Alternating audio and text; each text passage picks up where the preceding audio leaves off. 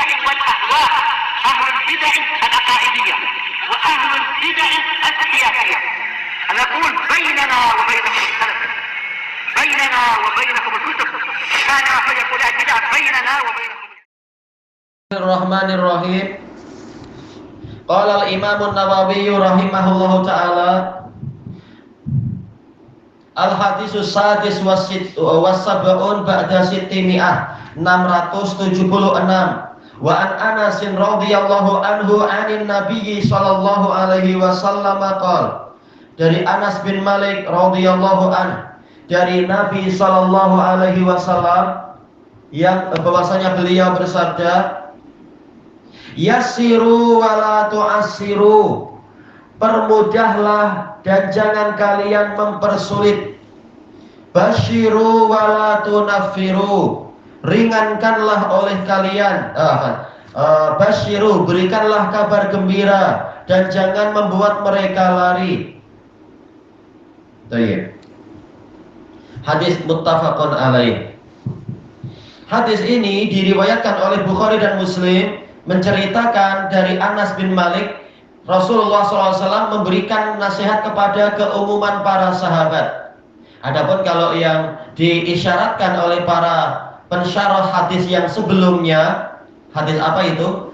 Hadis Abi Hurairah tentang badui yang kencing, mereka mengisyaratkan kepada hadis yang diriwayatkan oleh Bukhari dan Muslim dari Abi Burdah dari Abi Musa, yang yassira wala tu'assira, basyira wala tunafira, wa tatawa'a wala tahtalifa, dengan apa?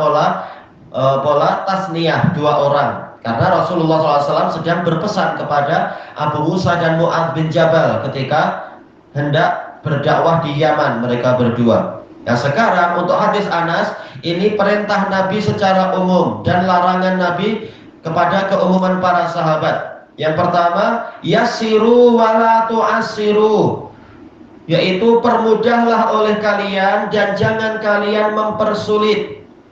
Dinukilkan oleh Ibnu Battah rahimahullah di dalam Syarah Sahih Bukhari, beliau menukilkan dari Al-Imam At-Tabari rahimahullahu ta'ala, bahwasanya penggunaan ini mempermudah dan tidak mempersulit ini dalam perkara apa? Yaitu di dalam perkara-perkara yang mustahabbat, yaitu nawafilul a'mal. Jelas kalau kita seharusnya kita sebagai para dai, kita sebagai orang-orang yang telah lama belajar, kita bersemangat untuk melaksanakan perkara-perkara yang mustahab. Tetapi untuk orang-orang awam, untuk orang-orang yang baru belajar, untuk orang-orang yang baru dilunakkan hatinya, jangan mereka ditekan untuk menjalankan yang mustahab-mustahab. Tapi apa? Tapi galakkan pelaksanaan yang wajib untuk orang-orang yang awam, orang yang baru belajar. Karena namanya baru belajar, namanya awam, namanya baru masuk Islam. Jangan dibebani banyak-banyak. Makanya sebagaimana di dalam Arba'in Nawawiyah itu dan juga di dalam kelengkapannya tentang apa? Orang Badui yang datang kepada Rasulullah SAW mengatakan, ya Rasulullah, ara'aita in shallaitul khamsa wa sumtu Ramadan. Wahai Rasulullah, bagaimana pandangan Anda apabila saya sholat 5 waktu dan saya puasa di bulan Ramadan, wa ahlaltul halal, saya menghalalkan apa yang halal, yaitu meyakini itu halal, wa haramtul haram, dan saya mengharamkan apa yang haram, wa lam azid ala dzalika syai'a, dan saya tidak menambahkan dari itu sedikit pun, a'adkhulul jannah, apakah saya akan masuk surga? Rasulullah mengatakan qala na'am, iya. Tayyib, namanya apa? Orang Badui, mereka baru mengenal dakwah. Maka Rasulullah memberikan kabar gembira, masuk surga itu tidak susah. Maka jangan engkau putus asa. Laksanakan yang wajib-wajib dan tinggalkan yang haram-haram, engkau akan masuk surga. Nah ini membuat mereka gembira, mereka suka masuk agama Nabi Muhammad SAW. Apalagi sering Nabi Muhammad bagi-bagi hadiah, bukan untuk mencari ridho mereka, bukan untuk agar dipilih dalam pemilihan raya, tapi memang agar mereka mau taat pada Allah, itu saja. Ini untuk mempermudah mereka. Jelas yang wajib tidak ada kompromi, yang wajib tak ada tawar-menawar. Karena apa? Ini masalahnya pahala atau dosa. Yang wajib maka ditegakkan. Demikian pula yang haram-haram. tidak ada kompromi. Bukan berarti sejak awal kita sudah menjelaskan kepada mereka semua yang haram dari awal sampai akhir, tapi maksudnya adalah apa? Yaitu yang haram kita katakan haram, tanpa kita memaksa-maksa mereka di awal-awal dakwah. Tetapi apa yang diinginkan di sini adalah untuk masalah yang mustahab, kita jangan menekan mereka sejak awal sudah disuruh yang berat-berat, padahal tidak sampai wajib. Dan sejak awal sudah dilarang dari yang makruh-makruh, padahal tidak sampai haram. Namanya apa? Ini sedang proses dakwah. Inilah yang dikatakan yassiru wala tu'assiru. Berikan kemudahan dan jangan kalian mempersulit. Dan yang kedua, pola kedua, yaitu di dalam mewajibkan apa yang wajib, kita memberikan keringanan. Bukan berarti Anda boleh sholat 3 kali saja dalam sehari semalam, bukan itu maksudnya. Tapi keringanannya adalah untuk orang-orang yang sedang mengalami kesulitan, kita beritahu agama ini tidak membebani Anda melebihi kemampuan Anda. Anda sedang sakit, ya sudah, jangan khawatir, boleh sholat sambil duduk. Nah, inilah keringanan itu. Tetap yang wajib dikerjakan, tetapi diberitahu ada keringanan-keringanan. Demikian pula misalkan apa? Kalau tadi masalah apa? Sholat boleh sambil duduk. Demikian pula di dalam masalah yang lain. Anda lupa disebutkan beberapa contoh terkait dengan masalah ini. Intinya di antaranya juga masalah memang sholat itu adalah wajib, dan juga sholat berjamaah untuk lelaki itu wajib. Tetapi apa? Mereka ketika menjalankan yang wajib-wajib ini jangan dibebani dengan beban yang menyebabkan mereka jadi malal, menjadi apa? Menjadi bosan. Yaitu kita sebagai orang yang baru berdakwah di tempat yang baru itu langsung kita terapkan sholat maghrib dengan apa? Sholat maghrib membaca surat Al-A'raf. Ini orang semuanya lari, kasihan. Nanti mereka akan lari. Tapi apa? Laksanakan sabda Nabi Shallallahu Alaihi Wasallam. Apa itu? Idza amma ahadukumun nas falyukhaffif. Apabila salah seorang dari kalian mengimami orang lain, maka berikan keringanan. Dalam lafaz yang lain, waqtadi bi afihim, telah jadi orang yang paling lemah, yaitu lihat, mungkin ada bapak-bapak tua yang tak mampu berdiri dengan lama-lama, maka berikan keringanan di dalam menjalankan yang wajib tadi. Yang wajib apa itu? Sholat berjamaah. Sudah bagus mereka mau datang menjalankan sholat berjamaah, maka jangan dibebani dengan apa? Sholat yang terlalu lama. Baik, makanya Syekhuna Yahya berpesan kepada Abu Ja'far Hudaidi dulu, teman di Yaman, ketika berdakwah di daerah Rif, di daerah gurun pasir, yang di situ masih banyak masyarakat jauh yang mereka nomad, orang-orang Badui. Mereka alhamdulillah mereka mau menjalankan sholat berjamaah, mereka juga mau, bahkan apa, sholat tarawih pun mau. Maka kemudian apa? Abu Ja'far Hudaidi mengatakan dalam sholat 11 rakaat itu saya cuma mengambil 8 rakaat. Yang pertama, yang 3 adalah witir. Saya membaca 1/4 juz saja. Kata Syekhnya, ya kalau perlu diringankan lagi biar mereka lebih suka dengan agama Islam. Diringankan lagi. Baik. Jelas masalah wajib berjamaah, tetapi pelaksanaannya jangan terlalu panjang membacanya. Baik. Ini penjelasan dari Imam At-Tabari rahimahullahu ta'ala. Yang lain menambahkan, kata Ibnu Battal, ulama yang lain menambahkan, dalam perkara-perkara yang haram juga diberikan keringanan. Bukan berarti boleh riba sikit-sikit, boleh apalagi minum khamar sikit-sikit, bukan itu. Tetapi apa? Dijadikan mereka, walaupun haram itu adalah haram dan dilarang untuk mendekat kepada yang haram, tapi apa? Ringankan cara-caranya itu. Jangan sampai mereka merasa susah payah dan kesulitan. Cari cara bagaimana agar mereka tidak merasa kesulitan, tapi tetap diwajibkan untuk menjauhi perkara yang haram. Kemudian apa? Wala tu'assiru, ini tadi sudah. Kemudian basyiru, berikan kabar gembira. Dalam kabar gembira ini kita masukkan at-targhib, kita masukkan agar orang berminat kepada pahala. Bahwasanya sholat 5 waktu itu pahalanya demikian-demikian. Bayangkan Anda kalau sekali sholat Anda mendapatkan satu kereta cantik, mungkin kereta apa tak tahu yang kira-kira dia sukai, Hilux ke atau Arus atau apa. Sementara kalau sholat berjamaah di masjid, Anda boleh dapat 27 kali lipat. Wah, orang diberi apa? Semangat agar mereka mau mendapatkan pahala yang banyak. Sementara pahala dunia itu betul-betul tidak ada harganya dibandingkan pahala akhirat. Di akhirat kereta Hilux itu nggak ada apa-apanya. Dia di-upgrade setinggi-tingginya di sana dan seterusnya. Kita beri gambaran yang bagus-bagus. Nah, demikian pula pahala-pahala yang mustahab. Walaupun kita tidak menekan mereka, tapi kita berikan kabar gembira. Allah Ta'ala suka kalau seorang hamba itu setelah apa? Matahari terbit dan agak tinggi sedikit, untuk apa? Mereka menjalankan sholat duha. Sholat duha 4 rakaat akan dijamin rezekinya. Ini termasuk kunci untuk mendatangkan tambahan rezeki. Beri semangat walaupun kita tidak menekan dia. Kita bilang mungkin ada yang tak mampu 4 rakaat, 2 rakaat pun bagus. Habis sholat subuh tetap duduk di tempat sholatnya. Kata Imam Ibnu Bas, wanita pun mendapatkan itu walaupun tidak di masjid, karena tempat sholat wanita memang apa? Di rumah. Maka kalaupun dia sholat di rumah dan dia tetap di tempatnya, tidak wajib tetap di biliknya, tapi tidak keluar rumah, karena itulah musola wanita, yaitu di rumah.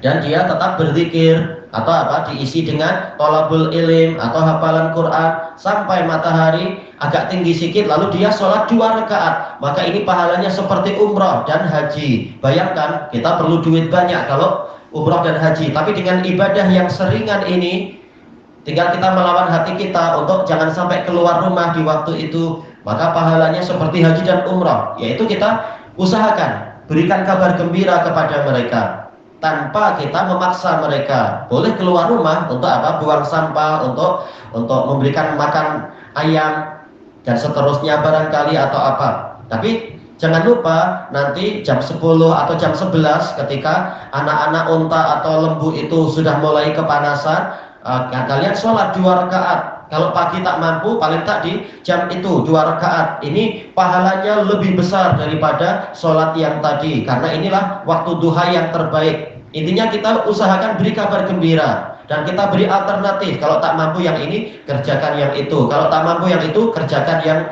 berikutnya lagi. Kita berikan kabar gembira. Wala tunaffiru, dan jangan kalian membuat mereka lari. Maksudnya bagaimana? Yaitu jangan tampilkan gambaran-gambaran yang buruk tentang Islam sehingga orang jadi lari, orang jadi malas, orang jadi berputus asa.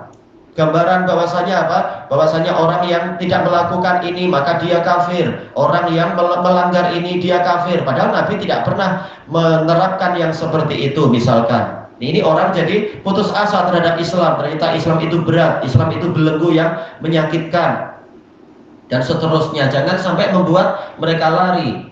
Makanya Rasulullah SAW, walaupun orang Badui keras dan kasar, beliau tetap menggunakan apa? Bahasa yang halus, bahasa yang lembut. Dan beliau juga mencurahkan harta benda untuk membuat mereka gembira dengan Islam agar tidak lari. Adapun kalau kita menampakkan bahwasanya dai Ahlus Sunnah itu orangnya ganas, orangnya keras, orangnya kasar, dikit-dikit mengatakan orang ini kafir, dikit-dikit mengatakan orang itu mubtadi', jelas orang akan lari, orang akan menghindar kalau yang seperti itu. Sebagaimana diperingatkan oleh Al-Imamul Albani rahimahullahu ta'ala, beliau mengatakan kebenaran itu berat di dalam jiwa. Jangan kalian membuatnya tambah berat lagi disebabkan oleh buruknya akhlak kalian. Baik, dan ini nasihat yang bagus. Jangan mengatakan yang penting akidah dan manhaj lurus. Masalah akhlak itu lain. Kita katakan semuanya dari Islam dan semuanya sudah digalakkan sejak awal dakwah. Baik, masalah akhlak yang baik agar orang tidak lari. Sekarang ada pertanyaan. Di sini Rasulullah Shallallahu Alaihi Wasallam menggabungkan 2 perkara yang bertentangan. Yasiru wala tu'asiru, berikanlah keringanan, jangan kalian memberikan kesulitan. Ini kan bertentangan, digabung. Perintah untuk memberikan keringanan dan larangan untuk mendatangkan kesulitan. Demikian pula yang kedua, basyiru wala tunafiru. Berikan kabar gembira dan jangan membuat orang-orang itu lari. Ini menggabungkan dua perkara yang bertentangan. Perintah untuk memberikan kabar gembira dan larangan dari membuat orang berlari. Bukankah salah satunya itu cukup? Yaitu apa? Kalau kita diperintah memberikan keringanan, hakikatnya kita dilarang untuk mendatangkan kesulitan-kesulitan. Konsekuensinya kita dilarang untuk mempersulit umat manusia. Demikian pula kalau kita diperintahkan untuk memberikan kabar gembira, berarti konsekuensinya memang kita dilarang untuk membuat orang lari menjauh. Lalu kenapa Nabi SAW tetap menggabungkan seperti ini? Bukankah salah satunya cukup? Tak perlu menyebutkan yang satunya lagi. Dijelaskan oleh Al-Imam Nawawi rahimahullah dalam syarah Sahih Muslim, yaitu ini mimba bilih tiros, yaitu berjaga-jaga. Jangan sampai orang salah paham. Maksudnya bagaimana? Boleh jadi kalau sekedar Nabi mengatakan berikanlah keringanan, maka hari ini para dai memberikan keringanan, lalu minggu depan menimbulkan kesulitan. Demikian pula boleh jadi minggu ini para juru dakwah memberikan kabar gembira, tahu-tahu bulan depan mereka membuat kalimat-kalimat yang membuat orang lari. Makanya sejak awal Nabi Muhammad SAW sudah menggabungkan dua permasalahan ini, yaitu berikan keringanan dan juga apa? Jangan kalian menimbulkan kesulitan. Larangan ini mencakup di segala waktu. Perintah tadi juga meliputi seluruh waktu. Jadi di sepanjang waktu kalian berikan keringanan dan jangan kalian mendatangkan kesulitan. Demikian pula di sepanjang waktu dakwah berikan kabar gembira dan jangan kalian membuat orang berlari. Makanya dua-duanya disebut agar orang tidak salah paham. Baik, tapi juga diingatkan oleh para ulama, bukan berarti memperingatkan kebatilan itu tak boleh. Telah disebutkan di awal-awal, untuk yang haram tetap kita katakan haram, tetapi dengan bahasa-bahasa yang baik, dengan apa? Hiburan dan juga dengan penjelasan-penjelasan yang membuat mereka memahami, agar orang tidak salah sangka terhadap Islam. Kenapa sih berjudi tidak boleh? Bukankah judi itu sedang kita memberikan duit 100, tahu-tahu kita dapat 10.000? Nah, kita ingatkan, memang dia dohirnya menguntungkan, tapi bila itu, apabila Anda untung, sementara seringkali para penjudi itu tidak untung, yang untung bandarnya. Dan keuntungan itu, dibalik itu ada azab dari Allah, keluarganya akan sengsara, keluarganya akan menderita dan seterusnya. Jadi kita yang haram tetap kita katakan haram, tapi kita berikan penjelasan agar mereka memahami masalah itu. Dan disebutkan oleh Al-Hafidz Ibnu Hajar rahimahullahu taala bahwasanya hadis ini menunjukkan tentang kelapangan agama Islam. Agama Islam ini tidak seperti agama-agama yang selalu menimbulkan belenggu. Bahkan Islam ini menimbulkan kegembiraan dan menimbulkan keringanan kepada para pemeluknya. Setiap kali ada kesulitan, pasti akan didatangkan kemudahan oleh Allah Ta'ala. Kalau orang sulit dalam berpuasa, Allah ringankan, tak apa, puasa di hari yang lain. Jangan khawatir. Demikian pula kalau misalkan ini wanita tak mampu sholat, karena dia mengalami haid, kasihan, dia sedih, orang lain dapat pahala banyak, dia tak dapat pahala dari sisi itu. Jangan khawatir, haid memang menghalangi orang dari sholat, tapi tidak menghalangi dia untuk banyak-banyak bertasbih, banyak-banyak bertahmid, banyak-banyak membaca Quran dan seterusnya. Masih banyak ladang pahala yang terbentang di depan mata bagi orang yang mampu memanfaatkannya. Jadi agama Islam ini agama yang lapang. Kalau seseorang terhalangi dari suatu pahala, dia masih mungkin meraih pahala dari arah yang lain dan seterusnya. Ilahuna wallahu a'lam.